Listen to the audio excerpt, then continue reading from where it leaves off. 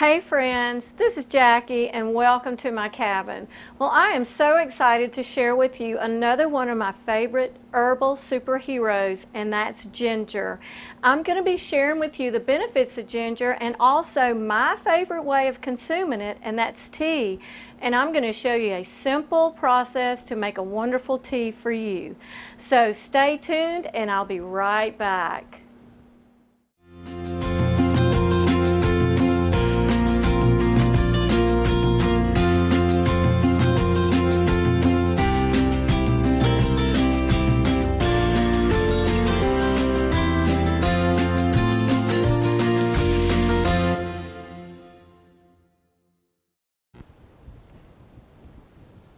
Okay, let me talk to you just a second about ginger. You really want to keep fresh ginger in your house this time of year. It's a wonderful antioxidant, but it's also an anti-inflammatory, and I love it because it can reduce the joint pain of arthritis, and I do have arthritis in both of my thumb joints, and so I love it for that. But it's known for its soothing digestive properties. It is a powerful anti-nausea type of herb. So that's where we're kind of focused today, because with flu season coming on, a lot of times you have those stomach flu virus and you have that terrible nausea, and even worse where you can't keep something down. So when you can't keep something down, then that leads to dehydration, then that leads to maybe a visit to the emergency room, and it's just not fun, none of that. But I encourage you to be on your elderberry syrup, and if you haven't made elderberry syrup yet, I'll leave a link to my video that explains how to do that and all the benefits of that wonderful elderberry syrup. Okay, so what we're going to do is we're going to take about a tablespoon of ginger and just kind of guess at it. It's not exact science. And I do peel my ginger because this is not considered organic, and I just want to remove the peeling because a lot of the residues and toxins would be absorbed into the peeling. But ginger is not a highly sprayed crop anyway, so we're already on a good start with that. So this is about a tablespoon, and I'm going to cut it up into like 4 quarters. Well, 4 and quarters would be the same. And what I'm going to do, rather than grating it, because I don't, grating is, it seems like a lot gets left behind and it's messy and you have to wash the grater. What I do is I'll just mash these pieces with something flat, and that's going to, that's actually going to break up the fibers and release more of those benefits into the tea.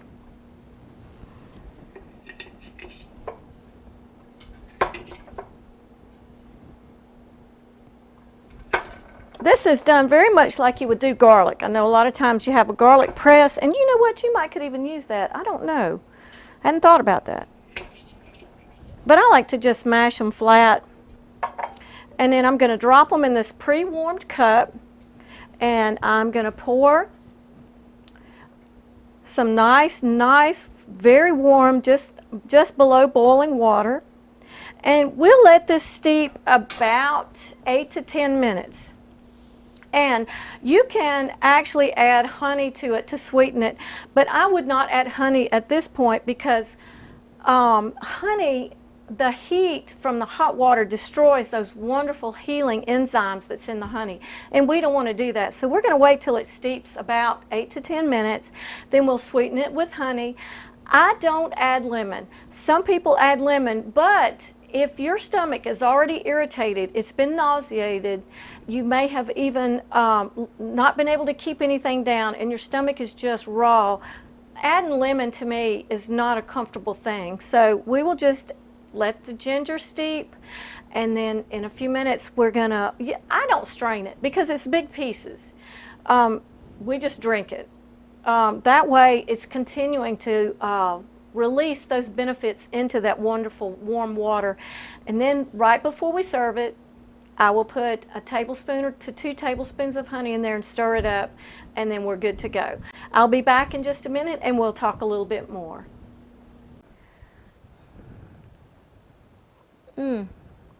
This is really a delicious tea, and it is just the go-to drink if someone in your family is on the sick bed, they're nauseated, they've got motion sickness or morning sickness, this is just wonderful for that.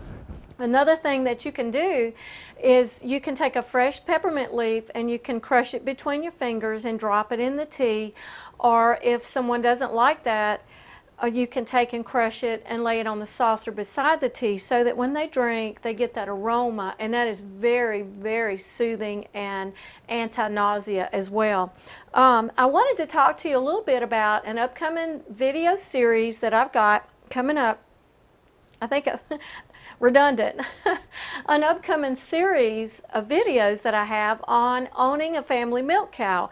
And I'm going to take you from just thinking about that cow, what you need to look for before you purchase a cow, how to prepare for the cow, and then the obvious part is learning to milk that cow. Okay, we did an overview of that in a previous video, and I'll link to that above, but I'm going to really get down to the details on how to hand milk a cow. That's going to be a fun one right there. I think that even if you're not interested or not looking to do that, I think you'll just enjoy the process and everything. So be sure to hit that subscribe button. Don't forget to hit the notification bell so you don't want to miss those when they come up. And also, if this video was helpful to you, would you please hit that like button? That would bless me so much. Thank you for visiting the cabin and spending some time with me. And I'll see you again on the next video. God bless.